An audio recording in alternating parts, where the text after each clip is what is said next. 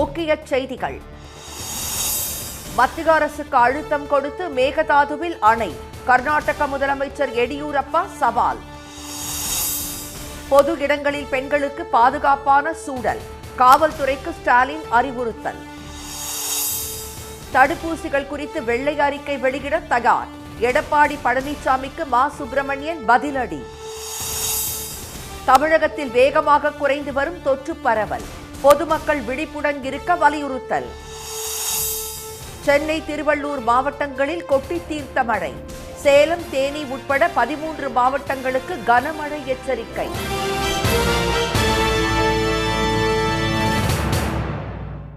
வணக்கம். வணக்கம். மேகதாது விவகாரத்தில் மத்திய அரசுக்கு அழுத்தம் கொடுத்து அணை கட்ட அனுமதி பெற்று விடுவதாக கர்நாடக முதலமைச்சர் திரு எடியூரப்பா சவால் விடுத்திருப்பது பரபரப்பை ஏற்படுத்தியுள்ளது. காவிரியின் குறுக்கே மேகதாது என்ற இடத்தில் அணை கட்ட திட்டமிட்டுள்ள கர்நாடக அரசு அதற்கான ஏற்பாடுகளை முடுக்கிவிட்டுள்ளது. இதற்கு கடும் எதிர்ப்பு தெரிவித்துள்ள தமிழகம் மேகதாதுவில் அணை கட்ட கர்நாடக அரசுக்கு அனுமதி வழங்கக்கூடாது என மத்திய அரசை வலியுறுத்தி வருகிறது. தமிழக நீர்வளத்துறை அமைச்சர் திரு துரைமுருகன் தலைமையில் அனைத்து கட்சி குழுவினர் மத்திய நீர்ப்பாசனத்துறை அமைச்சர் திரு கஜேந்திர ஷெகாவத்தை நேற்று முன்தினம் சந்தித்து கர்நாடகத்திற்கு அனுமதி வழங்கக்கூடாது என வலியுறுத்தினர். இந்த பின்னணியில் பிரதமர் திரு மோடியை சந்தித்த திரு எடியூரப்பா மேகதாது விவகாரத்தின் முழு விவரத்தையும் அவரிடம் விரிவாக விளக்கியதாக தெரிவித்தார். மேகதாது திட்டத்தால் தமிழகத்திற்கு எந்த பாதிப்பும் ஏற்படாது என்று கூறியவர் திட்டத்தை நிறைவேற்ற மத்திய அரசின் அனுமதி உறுதியாக கிடைக்கும் என தெரிவித்தார். ಸರಿ, ಮೇಕೆದಾಟು ಯೋಜನೆ ಕರ್ನಾಟಕ ತಮಿಳುನಾಡು ಎಲ್ಲರೂ ಅಣ್ಣ ತಮ್ಮದರಂತೆ ಬದುಕೋಕ್ಕೆ ಒಂದು ಒಳ್ಳೆಯ ಅವಕಾಶ ಇರುವಂಥದ್ದು. ಆದ್ದರಿಂದ ಮೇಕೆದಾಟು ಯೋಜನೆಗೆ ಅಗತ್ಯ ಅನುಮತಿಯನ್ನು ನಾನು ಪಡ್ಕೊತೇನೆ. 100ಕ್ಕೆ 100 ಇದರಿಂದ ಅವರು ಯಾವುದೇ ಪಕ್ಕದ ರಾಜ್ಯಗಳಿಗೆ ತೊಂದರೆ ಇಲ್ಲದೇ ಇರೋದ್ರಿಂದ ಇದಕ್ಕೆ ಅವಕಾಶ ಮಾಡಿಕೊಡೋಕ್ಕೆ ನಾನು ಸಂಬಂಧಪಟ್ಟ ಸಚಿವರಲ್ಲೂ ಮಾತನಾಡ್ತೇನೆ. ಅದಕ್ಕೆ ಬೇಕಾದಂಥ ಎಲ್ಲ ಅನುಮತಿಯನ್ನು ಪಡಿತೇನೆ. ಯಾವುದೇ ರೀತಿಯ ಗೊಂದಲಗಳಿಲ್ಲ. இந்த பிரச்சனையில் மத்திய அரசுக்கு போதிய அழுத்தம் கொடுத்திருப்பதாகவும் கூறிய திரு எடியூரப்பா அனுமதி பெறாமல் விடமாட்டேன் என சவால் விடுத்தார். மேகதாது திட்டம் தொடர்பான வழக்கு உச்சநீதிமன்றத்தில் நிலுவையில் உள்ள நிலையில் மத்திய அரசுக்கு அழுத்தம் கொடுத்து அணை கட்ட அனுமதி பெறப்போவதாக கர்நாடக முதலமைச்சர் கூறியிருப்பது அதிர்ச்சியை ஏற்படுத்தியுள்ளது.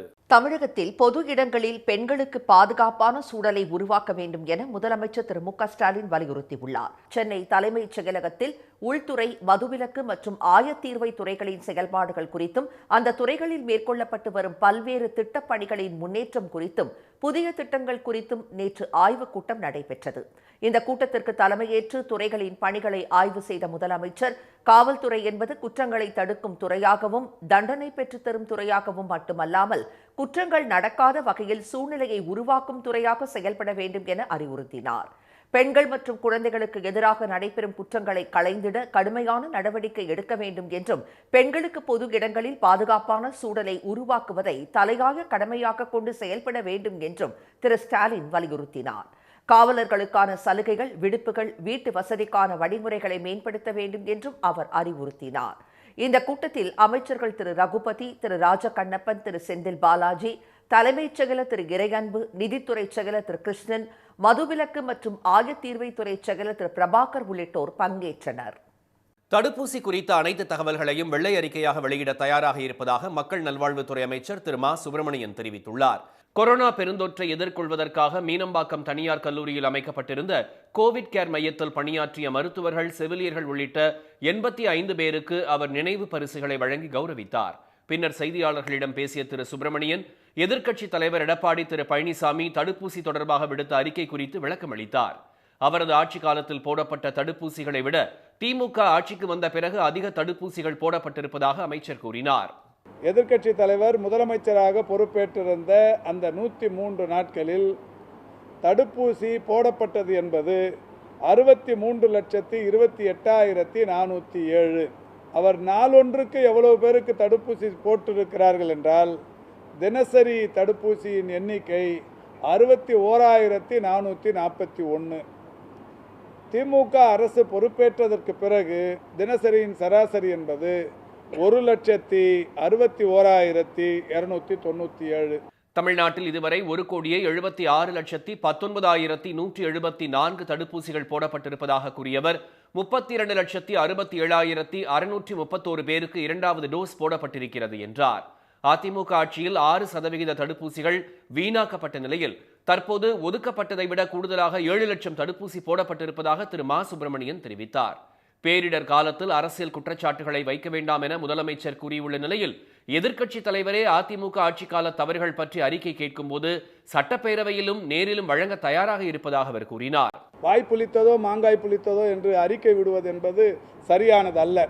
ஆதாரத்தோடு, இப்போ நாங்கள் ஆதாரத்தோடு சொல்கிறோம், இத்தனாம் தேதியிலிருந்து இத்தனாம் தேதி வரைக்கும் வந்த தடுப்பூசி எவ்வளவு, போட்ட தடுப்பூசி எவ்வளவு, வீணான தடுப்பூசி எவ்வளவு, எல்லாத்தையும் புள்ளி விவரத்தோடு சொல்கிறோம். தடுப்பூசியை நீங்கள் எப்படி கையாண்டீர்கள் என்கின்ற விவரங்களை வெள்ளை அறிக்கையாக நீங்களே கேட்டதற்கு பிறகு மகிழ்ச்சியோடு சந்தோஷத்தோடு காத்திருக்கிறோம். எதிர்க்கட்சி தலைவரே கேட்டிருக்கிறார், இது எல்லாத்தையும் சொல்லுங்க, நாங்கள் பண்ண தப்பெல்லாம் சொல்லுங்கன்னு சொல்றாரு.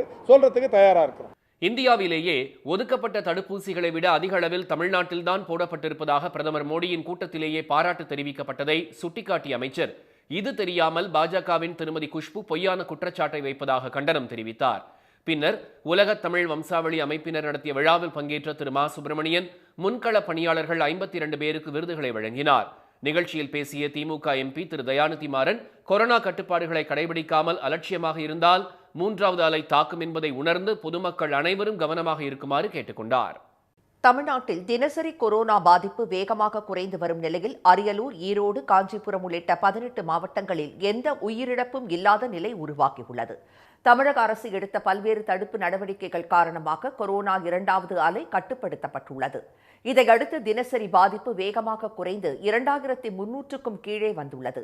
சுகாதாரத்துறை வெளியிட்டுள்ள அறிக்கையின்படி கடந்த 24 மணி நேரத்தில் 2205 பேருக்கு புதிதாக தொற்று இருப்பது கண்டறியப்பட்டுள்ளது. இதையடுத்து மொத்த கொரோனா பாதிப்பு 25,33,323 உள்ளது. 2802 பேர் பூரண குணமடைந்து வீடு திரும்பியுள்ள நிலையில் 43 பேர் உயிரிழந்துள்ளனர். கோவையை தவிர அனைத்து மாவட்டங்களிலும் தொற்று பாதிப்பு 200க்கும் கீழே உள்ளது. பாதிப்பும் உயிரிழப்பும் வேகமாக குறைந்து வரும் நிலையில் கோவையில் 241 பேரும், சேலத்தில் 163 பேரும், தஞ்சாவூரில் 152 பேரும், ஈரோட்டில் 143 பேரும், திருப்பூரில் 132 பேரும் புதிதாக தொற்றால் பாதிக்கப்பட்டுள்ளனர். அரியலூர், செங்கற்பட்டு, தருமபுரி, கள்ளக்குறிச்சி, காஞ்சிபுரம், கன்னியாகுமரி, மதுரை, விருதுநகர், நீலகிரி உள்ளிட்ட 18 மாவட்டங்களில் கொரோனாவால் எந்த உயிரிழப்பும் இல்லை என்றும் தெரிவிக்கப்பட்டுள்ளது. தமிழகத்தின் வட மாவட்டங்களில் கனமழை கொட்டி தீர்த்த நிலையில் தேனி, சேலம் உள்பட 13 மாவட்டங்களுக்கு மழை எச்சரிக்கை விடப்பட்டுள்ளது. தென்மேற்கு பருவமழையின் தாக்கத்தால் சென்னையில் கடந்த சில நாட்களாக பரவலாக மழை பெய்து வருகிறது. கிண்டி, வடபழனி, ராமாபுரம், தியாகராய நகர், கோயம்பேடு, அடையாறு, சைதாப்பேட்டை உள்ளிட்ட இடங்களில் இடியுடன் பலத்த மழை கொட்டியது. மாலை முதல் இரவு வரை இடைவிடாமல் மழை பெய்ததால் பல இடங்களில் வெள்ள நீர் சூழ்ந்தது. அண்ணா நகரில் வெளுத்து வாங்கிய மழையால் சாலையில் தண்ணீர் தேங்கியதால் வாகனங்கள் மெதுவாக ஊர்ந்து சென்றன.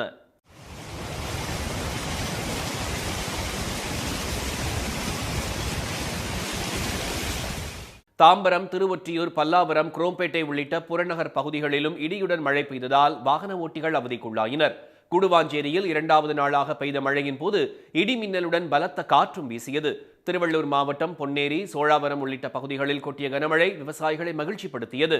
ஜெயங்கொண்டம் அருகே உட்கோட்டையில் அரை மணி நேரம் பெய்த மழைக்கே தாக்குப்பிடிக்க முடியாமல் வீடுகளுக்குள் தண்ணீர் புகுந்தது. இதனால் பொதுமக்கள் சிரமத்திற்கு ஆளாகினர்.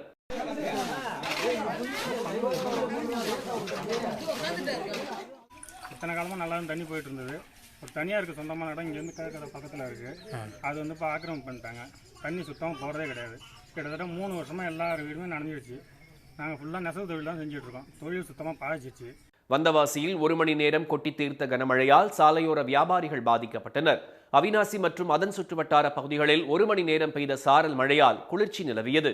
இதனிடையே வளிமண்டல மேலடுக்கு சுழற்சி மற்றும் தென்மேற்கு பருவக்காற்று காரணமாக கோவை, நீலகிரி, தேனி, சேலம், வேலூர், ராணிப்பேட்டை உள்ளிட்ட 13 மாவட்டங்களில் மழைக்கு வாய்ப்புள்ளதாக சென்னை வானிலை ஆய்வு மையம் தெரிவித்துள்ளது. வட கடலோர மாவட்டங்கள், புதுச்சேரி மற்றும் காரைக்காலின் ஒரு சில இடங்களில் இடி மின்னலுடன் மிதமான மழை பெய்யக்கூடும் என்றும் கூறியுள்ளது. சென்னையை பொறுத்தவரை வானம் மேகமூட்டத்துடன் காணப்படும் என்றும் ஒரு சில இடங்களில் இடி மின்னலுடன் மிதமான மழை பெய்யக்கூடும் என்றும் வானிலை மையம் குறிப்பிட்டுள்ளது. தமிழகத்தில் வரும் 21ஆம் தேதி வரை மழை தொடரும் என்றும் தெரிவிக்கப்பட்டுள்ளது. செஞ்சி அருகே அவலூர்பேட்டையில் இயற்கை விவசாயத்தை ஊக்குவிக்கும் வகையில் பாரம்பரிய விதை திருவிழா நடைபெற்றது. ஆடி மாதம் பிறந்ததையொட்டி விவசாயிகள் விதை விதைக்கும் பணியை தொடங்கியுள்ள நிலையில் பாரம்பரிய விதை திருவிழா நடைபெற்றது. பல்வேறு மாவட்டங்களில் இருந்தும் கொண்டுவரப்பட்ட நெல், பயறு வகைகள், முளைக்கட்டிய தானியங்கள், சிவப்பு மக்காச்சோளம், காய்கறிகள், பழங்கள் என 1000க்கும் மேற்பட்ட பாரம்பரிய விதைகள் காட்சிக்காக வைக்கப்பட்டன. விவசாயிகளுடன் இயற்கை விவசாயத்தை விரும்பும் பட்டதாரி இளைஞர்களும் அதிக அளவில் கலந்து கொண்டு விதைகளை வாங்கி சென்றனர். இயற்கையா மாட்டு எருவையும் தக்கப்பூண்டு சனப்பை அப்படி பசுந்தாள் தீவனங்களை விதைச்சு மடக்கி உழுது நம்ம இயற்கை விவசாயம் செய்யும் போது பார்த்தீங்கன்னா நல்ல ஈல்டு உங்களுக்கு கிடைக்குது. ஏக்கராவுக்கு 25 மூட்டை வரையும் உங்களுக்கு நெல் வந்து மகசூல் எடுக்கலாம். இந்த மாதிரி நீங்கள் எல்லா விவசாயிகளும் இயற்கை விவசாயத்தை மாறும்போது அவங்களே வந்து நெல்லை வந்து அரிசியாக்கி மக்களுக்கு நேரடியாக கொடுக்கலாம். இயற்கை விவசாயம் பண்ணலான்னு வர்றேன், ஆனால் என்கிட்ட விதை இல்லை, எங்கே இருக்கும் அப்படின்றத தேடுறாங்க. அதனால் அவங்கள தேடல்களை நாங்கள் பூர்த்தி செய்யணுன்ற விதமாகத்தான் இந்த விதை திருவிழாவை நடத்தி இருக்கிறோம். அநேகமாக இந்த கூட்டத்தில் நிறைய இளைஞர்கள் இந்த கூட்டத்தில் வந்து விதை வாங்கியிருக்கிறாங்க அப்படின்றது தான் இப்போ எங்களுடைய கருத்து. எப்படி இப்போ ஒரு இன்ஆர்கானிக்கு மானியங்கள்லாம் கொடுக்குறாங்களோ அதே மாதிரி இயற்கை விவசாயிகளுக்கும் முழுவதுமாக மானியங்கள் நிறைய கொடுக்கணும். அப்போ தான் இயற்கை விவசாயிகள் அதிக அளவில் இங்கே வருவாங்க. நம்ம பயன்படுத்துகிற அனைத்து உணவுகளும் இயற்கை பொருட்களாக வருவதுக்கும் வாய்ப்பாக இருக்கும். வரகு, திணை அரிசி, திணை மாவு, வெண்டைக்காய், புடலை உள்ளிட்ட விதைகளும் விவசாயிகளுக்கு விற்பனை செய்யப்பட்டன. இயற்கை உணவின் முக்கியத்துவம் குறித்த கருத்தரங்கமும் நடைபெற்றது. இளம் தளிர் என்ற விவசாய அமைப்பினர் இந்த நிகழ்ச்சிக்கு ஏற்பாடு செய்திருந்தனர். இயற்கை விவசாயத்தை ஊக்குவிக்க ரசாயன உரங்களுக்கு தடை விதிப்பதோடு மானியத்துடன் விவசாய பொருட்கள் வழங்க வேண்டும் என்றும் விவசாயிகள் வலியுறுத்தினர். இதனிடையே ஆடி முதல் நாளான நேற்று கரூரில் கல்லூரி மாணவர்கள் சிலர் ஒன்றிணைந்து பாரம்பரிய விதைகளை விவசாயிகளின் வீடுகளுக்கே சென்று வழங்கியது நிகழ்ச்சியை ஏற்படுத்தியது. நகரத்தார் குடும்பங்களில் திருமணங்கள் தடைபடுவதை சரி செய்வதற்காக செட்டிநாடு பகுதி கோயில்களில் யாகங்கள் நடைபெற்றன. சிவகங்கை மாவட்டத்தை சுற்றியுள்ள பகுதிகள் செட்டிநாடு என்று அழைக்கப்படுகின்றன. இங்குள்ள பிள்ளையார்பட்டி, வைரவன்பட்டி, இளையத்தாங்குடி உள்ளிட்ட 9 கோயில்களை மையமாக கொண்டே நகரத்தார் சமுதாய மக்களின் கூட்டு குடும்ப உறவு முறைகள் உருவாக்கப்படுவது வழக்கம். அண்மை காலமாக நகரத்தார் சமுதாயத்தைச் சேர்ந்த ஆண்கள் பலர் 40 வயதாகியும் திருமணமாகாமல் இருப்பதால் கோயில் நிர்வாகிகளை நியமிப்பதில் சிரமம் ஏற்பட்டுள்ளதாக கூறப்படுகிறது. புள்ளிகள் என்று அழைக்கப்படும் கணக்கு முறையை சரி செய்ய செட்டிநாடு கோயில்களில் யாக பூஜைகள் நடைபெற்றன. நகரத்தார்கள் புள்ளிகள் பெறுகிறதுக்காக இந்த ஹோமமும் பூஜைகளும் நடைபெறுது. அதாவது புள்ளிகள்ங்கிறது வந்து ஒரு திருமணம் ஆன ஒரு ஆண் மகனுக்கு திருமணம் ஆகிட்டா அது புள்ளிகள்ங்கிற கணக்கில் நகரத்தார்கள் வழக்கமாக வச்சுருக்காங்க. ஸோ இந்த நகரத்தார் பையன்களுக்கு விரைவில் கல்யாணம் நடக்கிறதுக்காகவும் நகரத்தார் பெண்களுக்கு விரைவில் கல்யாணம் நடக்கிறதுக்காகவும் இந்த ஹோமம் நடக்குது. கல்யாணம் முடிஞ்சால் ஒரு புள்ளிங்கிறது கணக்கு. ஸோ முக்கியமாக இந்த புள்ளிகள் பெருகணும் அப்படிங்கிறத ஒரு பேஸ் பண்ணி இந்த ஹோமம் வந்து இன்றைக்கி நடத்திக்கிட்டு இருக்காங்க. புள்ளிகள் எண்ணிக்கை பெருக வேண்டி நந்திக்கு மாப்பிள்ளை அலங்காரம் செய்து சிறப்பு பூஜைகள் நடத்தப்பட்டன. கோயில்களில் ஹோமங்களை செய்வதற்காக 10 பேர் கொண்ட வேண்டுதல் குழு அமைக்கப்பட்டுள்ளது. திருமணமானவர்கள் மட்டுமே கோயில் நிர்வாக பதவிக்கு வர முடியும் என்பது செட்டிநாடு கோயில்களில் கடைபிடிக்கப்படும் விதிமுறை என்பது குறிப்பிடத்தக்கது. இனி வருவது செய்தி துளிகள். அடுத்த மாதம் 31ஆம் தேதிக்குள் கல்லூரி இறுதி ஆண்டு தேர்வுகளை நடத்தி முடிக்குமாறு பல்கலைக்கழக மானியக் குழு உத்தரவிட்டுள்ளது. இதுகுறித்து கல்லூரிகளுக்கு சுற்றறிக்கை அனுப்பியுள்ள பல்கலைக்கழக மானியக் குழு கல்லூரிகளில் இறுதி ஆண்டு தேர்வு நடத்துவது கட்டாயம் என்றும் அதனை நேரடியாகவோ இணைய வழியிலோ நடத்திக் கொள்ளலாம் என்றும் தெரிவித்துள்ளது. அதே சமயம் ஆகஸ்ட் 31ஆம் தேதிக்குள்ளாக தேர்வுகள் நடத்தி முடிக்கப்பட வேண்டும் என்றும் கொரோனா வழிகாட்டு நெறிமுறைகள் கண்டிப்பாக பின்பற்றப்பட வேண்டும் என்றும் பல்கலைக்கழக மானியக் குழு உத்தரவிட்டுள்ளது. பிரதமர் திரு மோடியை தேசியவாத காங்கிரஸ் தலைவர் திரு சரத்பவார் சந்தித்து பேசியிருப்பது பரபரப்பை ஏற்படுத்தியுள்ளது. எதிர்க்கட்சிகள் சார்பில் குடியரசுத் தலைவர் பதவிக்கு அவர் பொது வேட்பாளராக நிறுத்தப்படுவார் என தகவல்கள் வெளியாகி வரும் நிலையில் இந்த சந்திப்பு நிகழ்ந்திருப்பது குறிப்பிடத்தக்கது. அரசு பள்ளிகளில் கூடுதல் கட்டணம் வசூலிக்கப்படுகிறதா என்பது குறித்து ஆய்வு நடத்தி பள்ளிக் கல்வி ஆணையருக்கு அறிக்கை அளிக்குமாறு கல்வி அதிகாரிகளுக்கு சென்னை உயர்நீதிமன்றம் உத்தரவிட்டுள்ளது. சென்னை அனகாபுத்தூரில் உள்ள அரசு மேல்நிலைப் பள்ளியில் மாணவர் சேர்க்கைக்கு விண்ணப்ப கட்டணமாக 100 ரூபாய் வசூலிக்கப்படுவதாக தொடரப்பட்ட வழக்கை விசாரித்த நீதிமன்றம் இது தொடர்பான சுற்றறிக்கையை அனைத்து பள்ளிகளின் அறிவிப்பு பலகையில் வைக்கவும் ஆணையிட்டுள்ளது. போக்குவரத்து துறையை கடந்த ஆட்சியாளர்கள் கடனில் விட்டுச் சென்றாலும் பெண்கள், மாற்றுத்திறனாளிகள், திருநங்கைகள் உள்ளிட்ட சாமானிய மக்களுக்காக கூடுதல் பேருந்துகளை இயக்க முதலமைச்சர் திரு ஸ்டாலின் உத்தரவிட்டிருப்பதாக போக்குவரத்து துறை அமைச்சர் திரு ராஜ கண்ணப்பன் தெரிவித்துள்ளார். சென்னை நங்கநல்லூரில் இருந்து பல்வேறு வழித்தடங்களில் பேருந்து சேவைகளை தொடங்கி வைத்த அவர் தேர்தல் வாக்குறுதிகளை திமுக அரசு ஒவ்வொன்றாக நிறைவேற்றி வருவதாக கூறினார். குமரி மாவட்டத்தில் டெங்கு காய்ச்சல் பரவலை தடுக்கும் வகையில் தடுப்பு நடவடிக்கைகள் தீவிரப்படுத்தப்பட்டுள்ளன. கடந்த 1 மாத காலத்தில் 25 பேர் பாதிக்கப்பட்டுள்ள நிலையில் தாழக்குடி, ராஜாக்கமங்கலம், மேக்காமண்டபம் உட்பட பல்வேறு பகுதிகளிலும் டெங்கு பரவி வருவதால் கொசு உற்பத்தியை தடுக்க வீடு வீடாக மருந்து அடிக்கும் பணி முடுக்கிவிடப்பட்டுள்ளது.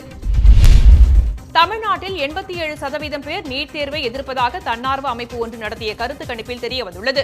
தமிழ்நாடு மற்றும் புதுச்சேரி கல்வி கூட்டமைப்பு சார்பில் 42,834 பேரிடம் நடத்தப்பட்ட இந்த கருத்து கணிப்பில் பொதுமக்களிடம் 9 கேள்விகள் முன்வைக்கப்பட்டன. 87.1% பேர் நீட் தேர்வை எதிர்த்துள்ள நிலையில் 11.9% பேர் ஆதரித்துள்ளனர். ராமேஸ்வரம் தீவையும் மண்டபம் நிலப்பகுதியையும் இணைக்கும் பாம்பன் பாலத்தில் ஏற்பட்ட கோளாறு விரைவில் சரி செய்யப்படும் என்று பொறியாளர்கள் தெரிவித்துள்ளனர். பாம்பன் பாலத்தை ஆய்வு செய்த மதுரை கோட்ட பொறியாளர் மற்றும் கூடுதல் பொறியாளர்கள் தொழில்நுட்ப ரீதியிலான கோளாறை சரி செய்யும் பணி முடுக்கிவிடப்பட்டிருப்பதாக கூறினர். சென்சார் பழுதானதால் தூக்குப்பாலத்தில் ரயில் சேவை நிறுத்தப்பட்டுள்ளது குறிப்பிடத்தக்கது. வருங்கால விண்வெளி வீரர்களை தேர்வு செய்வதற்காக நடத்தப்பட்ட தேர்வில் தமிழகத்தின் அரியலூர் மாவட்டத்தைச் சேர்ந்த 2 மாணவிகள் தேர்வாகியுள்ளனர்.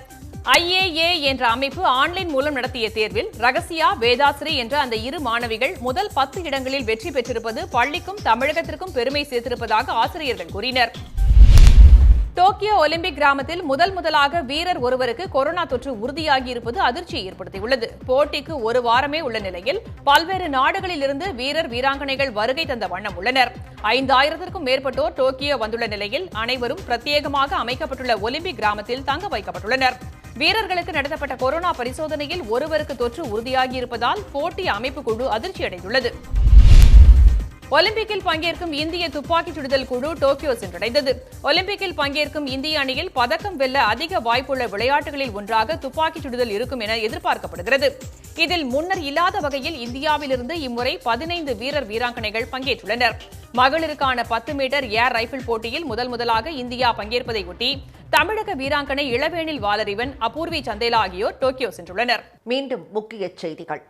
மேகதாது விவகாரத்தில் மத்திய அரசுக்கு அழுத்தம் கொடுத்து அணை கட்ட அனுமதி பெற்றுவிடுவதாக கர்நாடக முதலமைச்சர் எடியூரப்பா சவால் விடுத்திருப்பது பரபரப்பை ஏற்படுத்தியுள்ளது. தமிழகத்தில் பொது இடங்களில் பெண்களுக்கு பாதுகாப்பான சூழலை உருவாக்க வேண்டும் என முதலமைச்சர் ஸ்டாலின் வலியுறுத்தியுள்ளார். தடுப்பூசி குறித்த அனைத்து தகவல்களையும் வெள்ளை அறிக்கையாக வெளியிட தயாராக இருப்பதாக மக்கள் நல்வாழ்வுத்துறை அமைச்சர் மா சுப்பிரமணியன் தெரிவித்துள்ளார். இத்துடன் இந்த செய்திகள் நிறைவடைந்தன. மீண்டும் சன் டிவியில் செய்திகள் மாலை 6 மணிக்கு. செய்திகளை உடனுக்குடன் தெரிந்து கொள்ள சன் நியூஸ் தொலைக்காட்சியை பாருங்கள். வணக்கம்.